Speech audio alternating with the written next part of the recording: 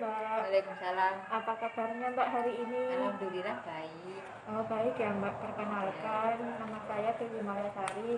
Saya di sini akan memberikan sedikit penjelasan kepada Mbak tentang perawatan bayi baru lahir gitu ya Mbak. Iya. Untuk persiapannya nanti. Nama Mbak siapa? Kalau boleh tahu? Ningsih. Oh Mbak Ningsih. Iya. Mbak sedang hamil ya? Iya. Berapa bulan Mbak? 3 bulan. 3 bulan.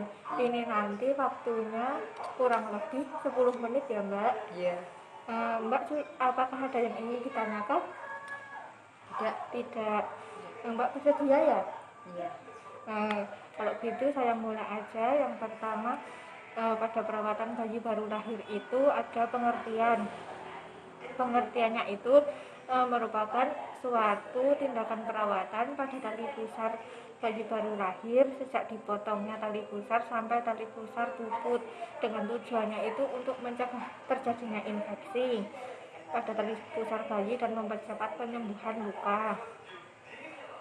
Yang kedua, ada tujuan perawatan tali pusar itu ada mencegah terjadinya infeksi, terus mempercepat proses pengeringan tali pusar, mempercepat terlepasnya tali pusar.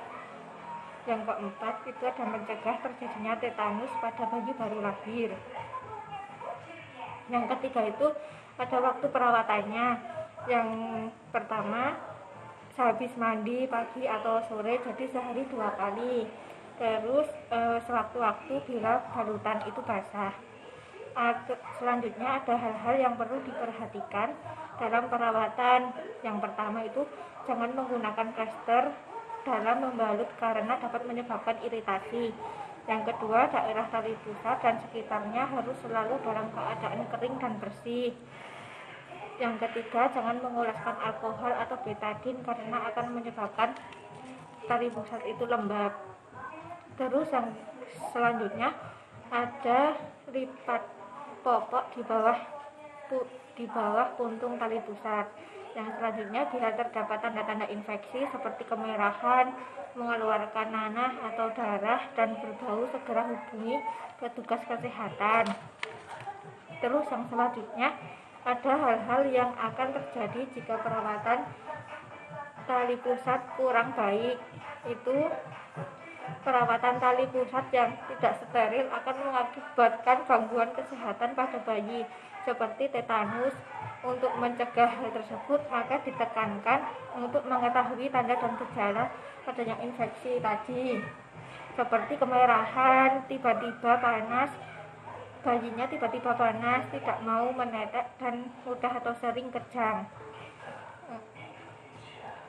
Terus kurangnya perawatan tali pusat pada bayi baru lahir dapat menyebabkan tetanus yang ditandai dengan itu tadi, seperti infeksi, tali pusar berwarna merah, basah dan kotor dan bernanah.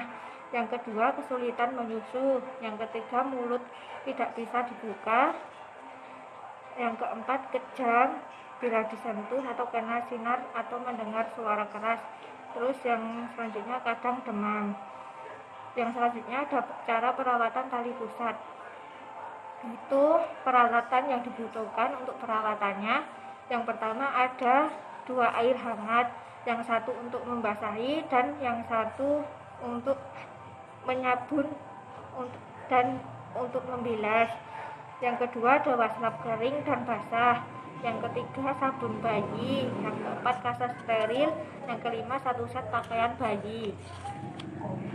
Terus prosedur tali pusat, prosedur perawatannya itu yang pertama, cuci tangan sebelum melakukan tindakan. Terus dekatkan alat yang dibusukkan tadi. Yang ketiga, siapkan 1 set baju dan susun dengan rapi, yaitu celana, baju, bedong yang sudah digelar.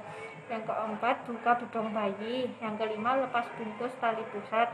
Yang keenam, bersihkan atau ceboki dengan maslap 2-3 kali dari bagian muka sampai kaki atau atas ke bawah, jadi dimandikan dengan dilap. Terus pindahkan bayi ke baju dan bedong yang bersih.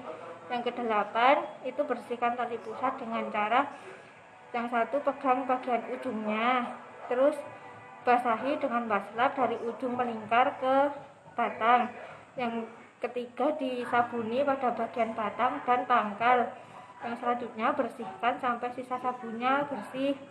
Yang selanjutnya keringkan sisa air dengan kasa steril. Terus yang seterusnya bungkus kembali tali pusat dengan kasa steril tadi. Terus pakaikan popok ujung atas popok di bawah tali pusat dan talikan di pinggir agar tidak lembab. Yang selanjutnya bereskan alat dan cuci tangan kembali setelah perawatan tali pusat. Nah, ini untuk penjelasannya sudah selesai ya Mbak. Ya. Nah, yang selanjutnya Mbak akan saya beri pertanyaan tentang yang saya jelaskan tadi, nanti dijawab. Ya. Untuk pengertian perawatan tali pusat tadi apa Mbak? Suatu perawatan pada tali pusar untuk mencegah terjadinya infeksi. Ya.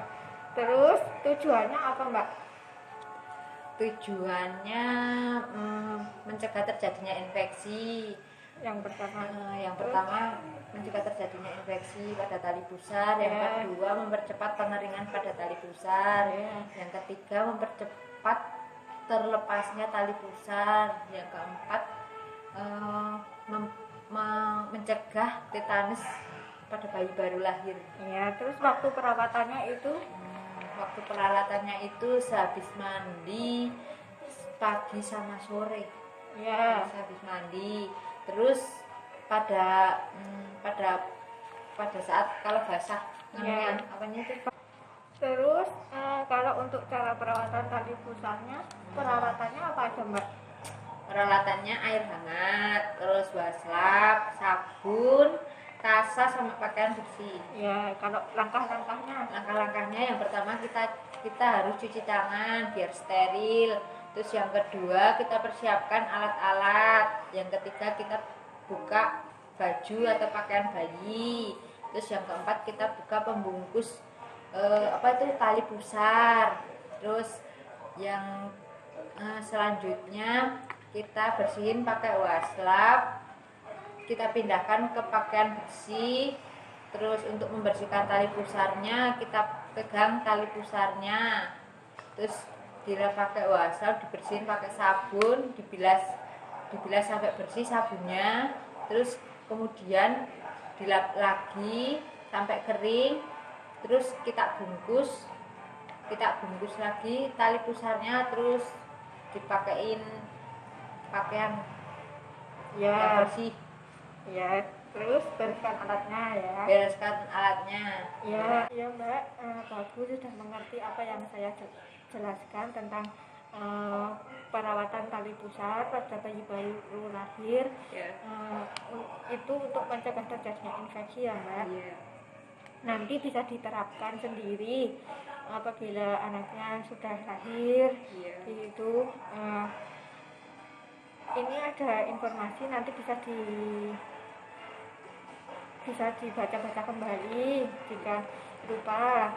Ya, terima kasih. Apakah sebelum saya akhiri ada yang ingin ditanyakan? Tidak. Kalau tidak, ada kurang lebihnya saya mohon maaf sudah menunggu waktunya. Saya akhiri. Wassalamualaikum warahmatullahi wabarakatuh.